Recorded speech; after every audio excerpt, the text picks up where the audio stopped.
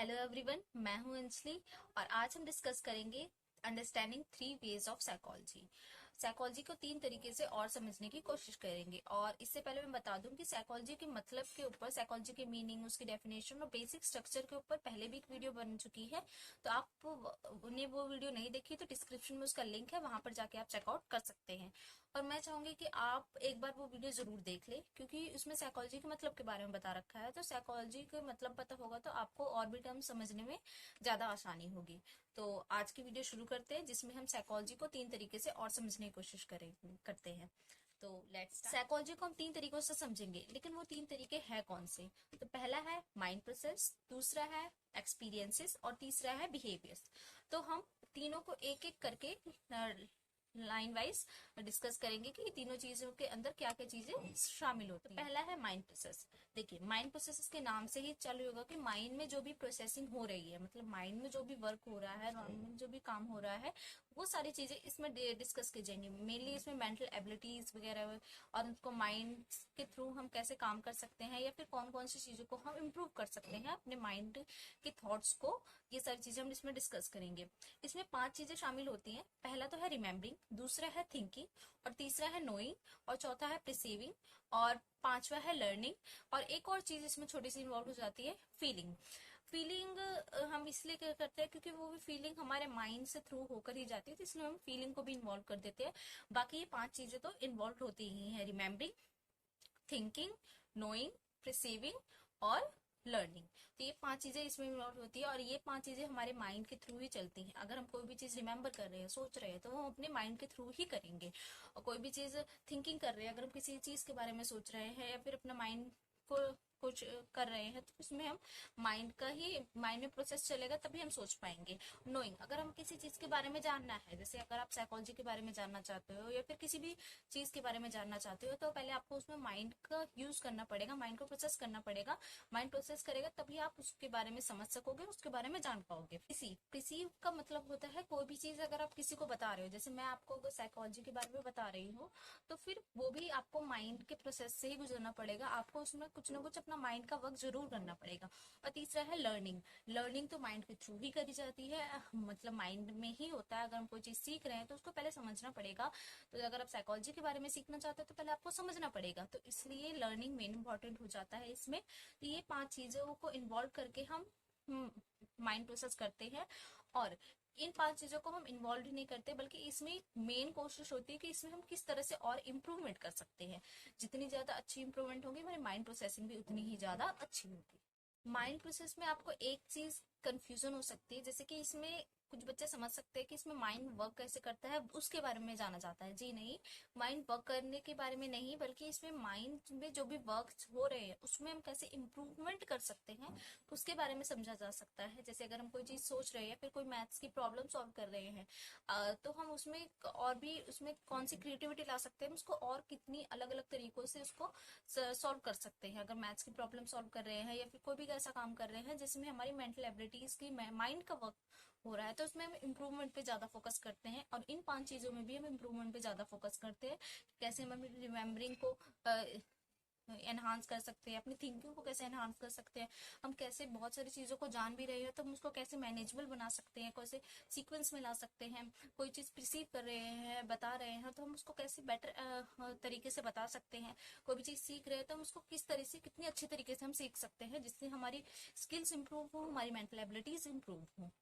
हाँ, तो ये सारी चीजें थी माइंड प्रोसेस में। अब दूसरे पे आते हैं एक्सपीरियंसेस। देखिए, आप सभी लोगों ने एक्सपीरियंसेस अपनी डे टू डे लाइफ में जरूर कुछ ना कुछ, हर एक चीज छोटी से छोटी या बड़ी से बड़ी एक्सपीरियंसेस तो जरूर लेते होंगे। जैसे कि अगर मैं फॉर एग्जांपल बताऊं कि अगर हम कहीं बस में जा रहे हैं तो वहां पर एक्सपीरियंस हो सकता है, कहीं हम ट्रैवल कर रहे हैं तो एक्सपीरियंस हो सकता है, या फिर हमें कोई भी चोट लग गई तो हमने उसकी फीलिंग को हमने एक्सपीरियंस किया कि उस चोट लगने के बाद दर्द होता है, तो उसका दर्द कैसे होता है, तो उसके बारे में एक्सपीरियंस किया। तो हर एक छोटी से छोटी चीज एक्सपीरियंसेस में इन्वॉल्व हो जाती है। और ये एक्सपीरियंसेस इंडिविजुअल डिफरेंसेस पे डिपेंड होते हैं, मतलब कि ये नहीं कि जिस तरह का आपने मैंने एक्सपीरियंस किया या उसी तरह का सेम एक्सपीरियंस आप करेंगे या फिर कोई और करेगा। हर एक पर्सन, हर एक इंडिविजुअल अलग होता है, तो उसके एक्सपीरियंसेस, इंटरेस्ट, हर एक चीज अलग होगी, बल्कि उसकी माइंड प्रोसेसिंग भी अलग होगी। तो हर एक का इंडिविजुअल डिफरेंसेस होते हैं एक्सपीरियंसेस में, सेम कुछ नहीं होता, कुछ चीजें सेम हो सकती है लेकिन प्रॉपरली नहीं। और ये सारे एक्सपीरियंसेस सिचुएशन बेस्ड होते हैं, मतलब कि जिस तरह का हमारा इन्वायरमेंट होगा, जिस तरह के हमारे आसपास का सिचुएशन क्रिएट होगी, उसी तरह का हम एक्सपीरियंसेस गेन करेंगे फॉर एग्जांपल। और ये एक और चीज कि इसमें हमारे खुद के एक्सपीरियंसेस भी इंडिविजुअल हो सकते हैं, मतलब कि अगर हम सेम सिचुएशन है, उसी सिचुएशन में हम दूसरे टाइम पर अलग एक्सपीरियंस कर सकते हैं, उसी सिचुएशन में हम दूसरे टाइम पे अलग एक्सपीरियंस कर सकते हैं।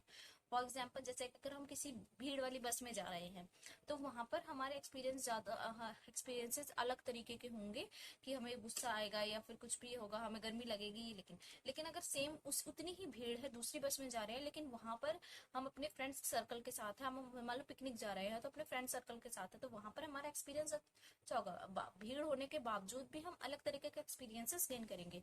तो सेम अलग अलग सेम सिचुएशन में अलग अलग एक्सपीरियंसेस भी हो सकते हैं इंडिविजुअल के, और पर्सन टू पर्सन डिपेंड होते ही है। और एक्सपीरियंसेस भी दो तरह के होते हैं, पहला है इंटरनल एक्सपीरियंस, दूसरा है एक्सटर्नल एक्सपीरियंस। इंटरनल एक्सपीरियंस में होता है, जैसे इसके नाम से ही, एक मतलब अंदर। अंदर का मतलब फॉर एग्जांपल, जैसे कि एग्जांपल के थ्रू बता देती हूँ मैं, जैसे कि अगर हमें कोई भी पिन चुभ गई या फिर चाकू से कट गया, तो उसका हमें दर्द का एहसास, जो उस दर्द का एक्सपीरियंस हमने लिया, वो हमने खुद लिया। हमने किसी और के इन्वायरमेंट में या दूसरे इन्वायरमेंट में आके नहीं लिया, हमने वो खुद एक्सपीरियंस लिया, तो हमारा इंटरनल एक्सपीरियंस हो जाता है। जैसे अगर हम बस में कहीं जा रहे हैं, बस का एग्जाम्पल था, तब वो हमारा एक्सटर्नल एक्सपीरियंस हो जाता है कि उसमें इन्वायरमेंट भी इन्वॉल्व था, जिसकी वजह से हमें वो बाहर से या फिर दूसरों से इंटरेक्ट होकर हम एक्सपीरियंस ले पाए, तो वो मेनली एक्सटर्नल एक्सपीरियंस होता है।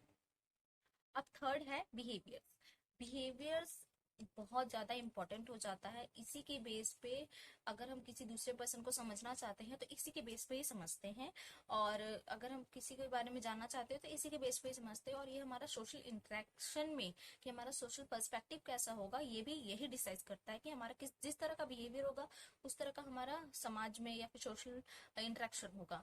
मान लो कि अगर कोई भी साइकोलॉजिस्ट है, वो दूसरे के बारे में जानना चाहता है, तो वो कैसे जानेगा कि दूसरा पर्सन जिस तरह का बिहेव कर रहा होगा, उसी के हिसाब से वो अपना अंदाजा लगेगा, उसी की तरफ से उसकी प्रॉब्लम्स को सॉल्व करने की कोशिश करेगा। तो बिहेवियर्स बहुत ज्यादा इंपॉर्टेंट हो जाता है, कि हम कैसे सिचुएशन में कैसा बिहेवियर करते हैं। और ये बिहेवियर भी सिचुएशन बेस्ड होता है, मतलब अलग अलग सिचुएशंस में हम अलग अलग बिहेवियर करते हैं। इंडिविजुअल डिफरेंसेस भी होते हैं इसमें, जिस तरह से एक्सपीरियंसेस में इंडिविजुअल डिफरेंसेस थे, उसी तरह से बिहेवियर में इंडिविजुअल डिफरेंसेस होते हैं, कि अलग अलग पर्सन के अलग अलग बिहेवियर्स हो सकते हैं। मान लो कोई गुस्सा कर रहा है, तो उसके बिहेवियर से हम पता लगा सकते हैं कि उसका ह्यूमन नेचर कैसा है, उसका नेचर किस तरह का। बिहेवियर के बेसिस पे ही हम किसी को, दूसरे पर्सन को समझ सकते हैं। मान लो कोई ऐसा व्यक्ति है जो बहुत जल्दी रो देता है, या बहुत जल्दी रो देता है समझ लो, तो वो इमोशनली वीक है थोड़ा सा, या फिर बहुत जल्दी गुस्सा कर देता है, तो उसके एंगर पावर्स बहुत ज्यादा हाई है। तो उसी के बेसिस पे हम दूसरों को जज भी करते हैं, जैसे कि वो बहुत ज्यादा गुस्सा करता है, वो ऐसा इंसान है, वो इतनी अच्छी है, तो वो बहुत काइंड है, बहुत लॉयल है। तो इन्हीं के बेसिस पे हम बिहेवियर्स, वो उसका बिहेव ही है, कि उसके बेसिस पे दूसरे पर्सन उसको जज करते हैं, या फिर उसको समझ पाते हैं, या फिर साइकोलॉजिस्ट है तो उसको बिहेवियर की वजह से समझ पाएगा, जिस तरह का बिहेव करता है। जैसे अगर वो छोटा बच्चा किस तरह का बिहेव करता है, तो जिससे समझ जाता है कि हाँ ये बच्चा इस तरह का है, तो मुझे इसको इस तरीके से हैंडल करना पड़ेगा। तो बिहेवियर बहुत ज्यादा इंपॉर्टेंट हो जाता है, और बिहेवियर के हिसाब से हमारा सोशल इंटरेक्शन होता है। मान लो कोई ऐसा पर्सन है जो बहुत ज्यादा गुस्सा करता है, तो फिर उसका सोशल इंटरेक्शन शायद कम हो सकता है, या फिर कोई इंट्रोवर्ट है तो उसका सोशल इंटरेक्शन कम हो सकता है, कोई एक्सट्रोवर्ट होता है तो उसका सोशल इंटरेक्शन ज्यादा हो सकता है। तो हमारा बिहेवियर बहुत ज्यादा इंपॉर्टेंट कर जाता है साइकोलॉजी में। तो ये तीन थे हमारे माइंड प्रोसेस, एक्सपीरियंस और बिहेवियर्स। तो आई होप आपको समझ में आ गया होगा ये तीनों। अगर आपको इसमें किसी भी तरह की क्वेरी है या फिर किसी भी तरह का क्वेश्चन है, तो कमेंट बॉक्स में आप बता सकते हैं, मैं उसको कोशिश करूंगी, मैं उसको सॉल्व कर दूं, या फिर सॉल्व करने का पूरी पूरी कोशिश करूंगी। तो थैंक यू। और वीडियो पसंद आई हो तो प्लीज लाइक और शेयर कर दीजिए। Thank you.